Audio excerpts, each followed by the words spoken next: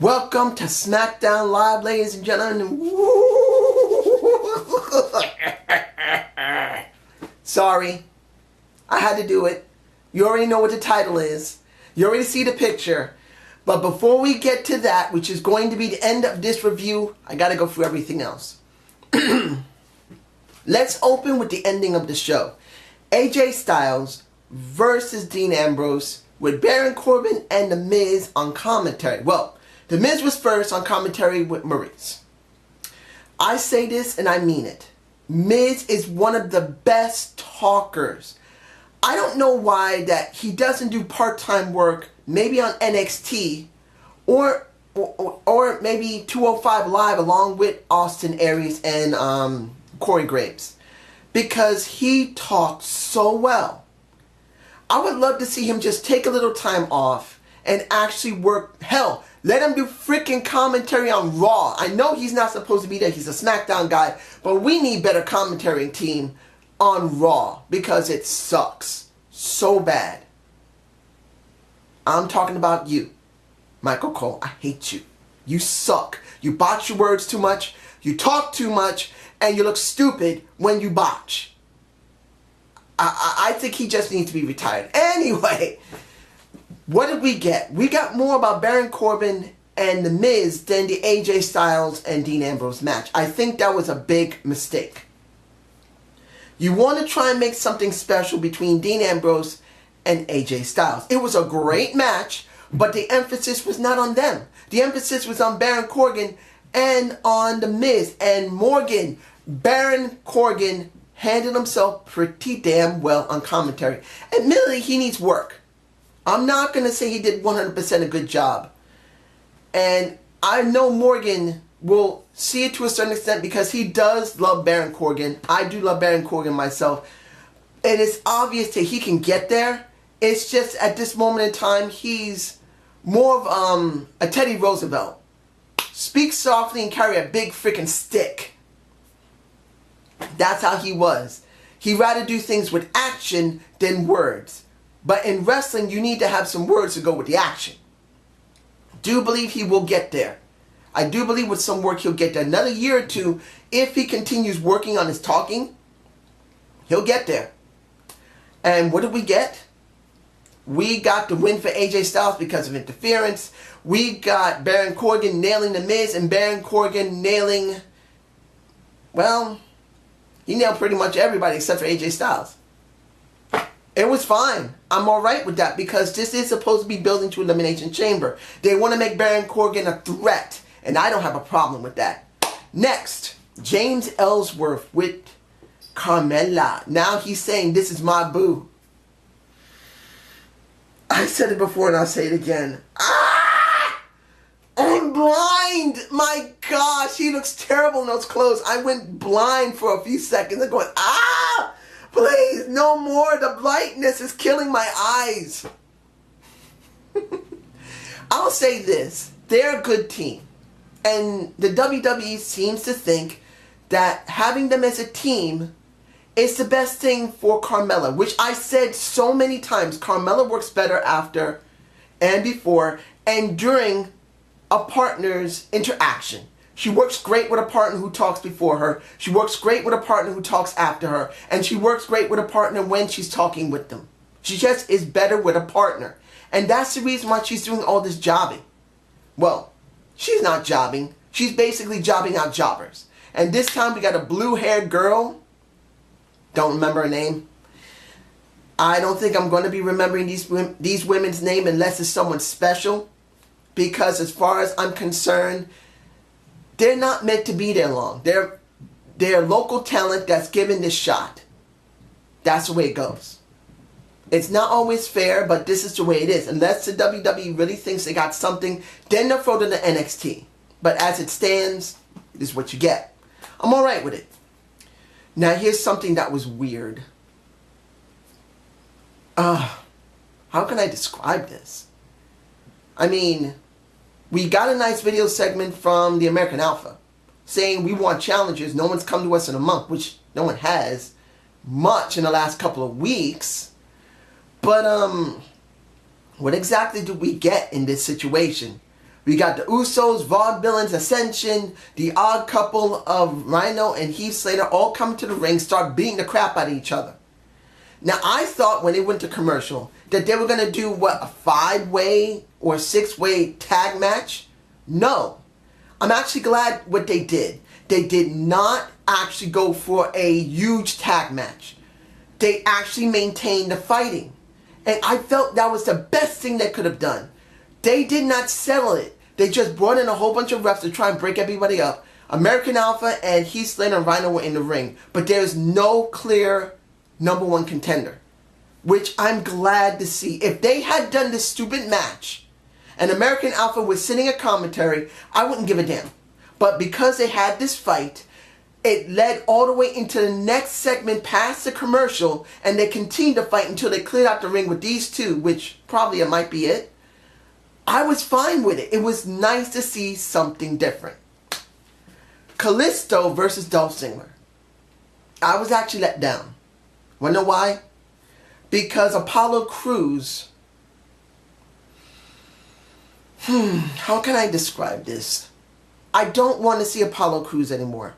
I don't want to see Kalisto anymore. I want to see JBL and Dolph Ziggler. I know a lot of people are going to say, why? It's simple. If you're going to do something dark with Dolph Ziggler, you can't use the King in any... I know some people wouldn't mind seeing the King get in the ring. I don't want to see him get in the ring. He has stints in his heart. As clear as he could to do maybe one match, I wouldn't want to see him there. I'd rather see the King as a manager. And since the King is not managing Kalisto, he's not managing Apollo Crews. The only other person that I want to see working with Dolph Ziggler is JBL. Let him come back in the ring, pay him some extra money, and let him come back in the ring. He can still go. He can. And I'd rather see JBL in the ring. You know why? Because then it will mean something more substantial. We have seen Dolph for years dealing with people like... We have seen him go up against John Cena a couple of times. We've seen him go up against Chris Jericho a couple of times. Now we've seen him go up against Miz multiple times. But we need an older legend to actually do something. I know he's not a legend. He's not in the Hall of Fame. But he's a well-known veteran of the business. I want to see him go up against JBL. Now... Luke Harper, John Cena versus the Wyatts. I was pleasantly unsurprised. Maybe I should rephrase that. I was not totally surprised. It was underwhelming, but it was surprising to see that they were willing to go there with Luke Harper. In the respect that he was still loyal to Bray Wyatt. So I was pleasantly surprised, but not pleasantly surprised. I'm botching my words when it comes to surprise. I'm saying surprise. I don't know why. But it was good to see that they had to do something with Luke Harper. He's not 100% against Bray Wyatt. He still responds to him. John Cena was basically screwed over here, which I'm fine with. But I'm going to be honest here. The person that's getting screwed the most here is Bray Wyatt. Wonder why? Because when it comes down to it, unless something special happens and Randy Orton gives up his title or John Cena gets his title taken away and gives it to Bray Wyatt, we're going to see John Cena versus Randy Orton. I'd really rather see AJ Styles against Randy Orton. That's the way I feel. I really feel that, ladies and gentlemen. I really feel that if you're going to have something really different for WrestleMania, have AJ Styles go up against Randy Orton. Let John Cena drop that title at Elimination Chamber. I know he's not going to, but this is what I hope for. Or you could have AJ Styles get the title, and then Randy Orton gives up his WrestleMania position in a match against Bray Wyatt, and then you have AJ Styles against Bray Wyatt. That would be so completely different. I wouldn't mind seeing it. But I don't see this happening. This is what we're going to have. This is the way I feel about it. And I wish I didn't. How can I do this? Natalya and Nikki Bella. Look, let's be honest here. I don't hate Nikki Bella. But you must see Nikki Bella for what she is. And I see this for what she is. She came in as a twin. As one of two people like the Usos. If Jay leaves and Jimmy's by himself in the WWE, he's not going to get that far unless they're willing to really push him. Even though he is more charismatic than Jay. When it comes to Nikki and Brie, Nikki right now is the more better talent for the main reason that they wanted to push her. Not just because her titties are big. I'm sorry for the talking, ladies. Please don't get angry that I'm talking about a woman's breast in that respect. But I am seeing it for what it is. The only reason Nikki Bella is in this business for so long is because she was a twin. But you gotta admit that when it does come to John Cena, he has talked to Vince to a certain extent. He may not told her, and it may not be openly spoken about, but he had to say something. He had to.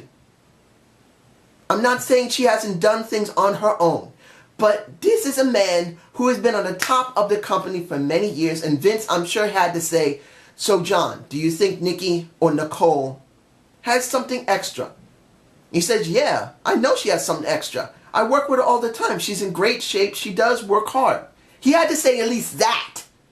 So what Natalya is talking about isn't 100% a lie. But let's be honest. There's always someone that talks into Vince's ear. And when it comes to this, it's interesting, but it's still lacking another man. I keep saying this. I'm going to keep saying it. I'm going to keep saying it. It's not legitimate until Nikki Bella says, hey, what happened to your man Tyson Kidd? If you're talking about my man, what about your Tyson Kidd? Aren't you acting the way you are because you want to make more money for him? I know that's going a little too far. But isn't this what John Cena and Nikki Bella is anyway? It would be better if Tyson, and I may put a picture of him while I've been talking about this, just to say that it would actually give this feud more of something if Tyson is involved. He doesn't have to get into the ring. He can do pre-recordings. I just want to see him there. Let me see. Am I forgetting anything else? No. I'm actually not. This time I didn't forget anything. Yay! I can't believe I talked like that. Oops. She did it again. Naomi and Becky Lynch versus Mickie Jane and Alexa Bliss. This, I gotta be honest here. You guys know how I feel about TNA, and when it came to, if you know me for a while, you know how I feel about Mickie Jane. My Mickie Jane, I love that half Palmatan, sorry. She is half Native American, half white. I didn't know that until after a couple of years of watching her, and I found out and I thought, wow, it makes even more sense why I like her so much. A part of my heritage is in her. And I've always loved Mickie Jane. Not the crazy Mickie Jane, the hardcore country Mickie Jane. I've loved her more than the crazy Mickie Jane. Not saying that I don't love super crazy. But then, I love me my Naomi. I love me the Funkadactyl that showed her feelings on her sleeve. Showed her heart on her sleeve. I fell in love with her because she was willing to show her real emotions while she's been in the ring. And when it came to seeing this match, I was actually conflicted. It wasn't that I didn't want to see Naomi win. It was the fact that Naomi and Mickie Jane were both adversaries. And to be honest, you guys tell me below, neither one of them really had a lot of interaction. Yeah, Mickie Jane got drop kicked out of the ring.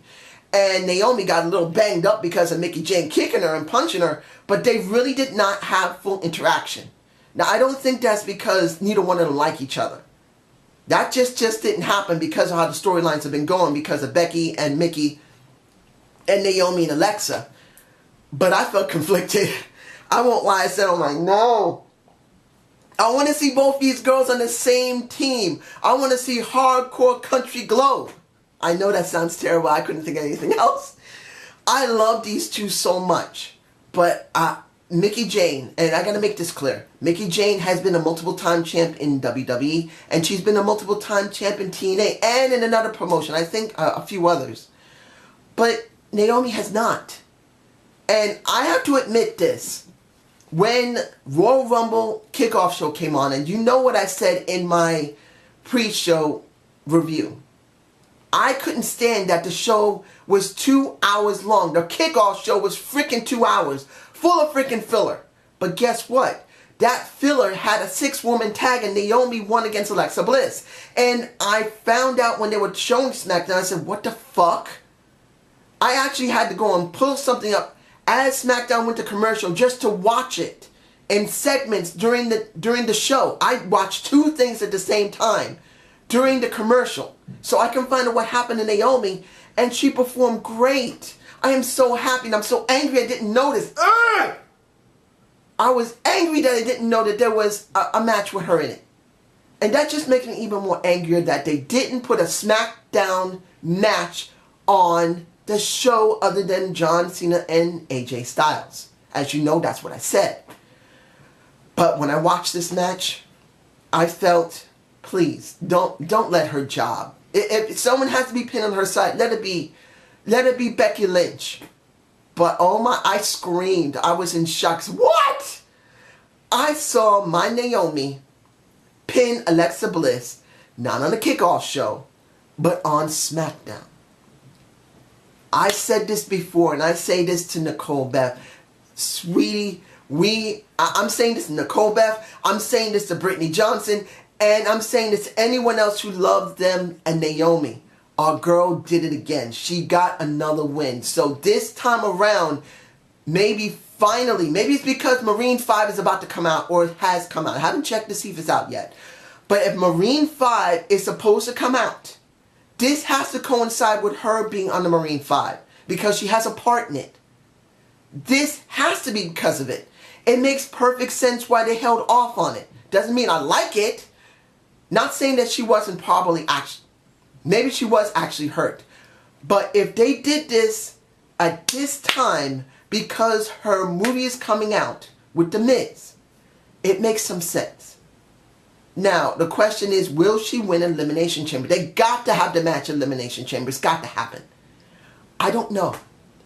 This could still backfire, and we think she's finally going to get her damn title that she should have got more than 2 years ago. Belly. I forgot your last name. I can't pronounce your name, dude. Belly, you know how I feel about Naomi Knight. I said it. She should have had that title more than 2 years ago. They should have let her have it. Taking away from her getting hurt when her eye socket got cracked by Oksana.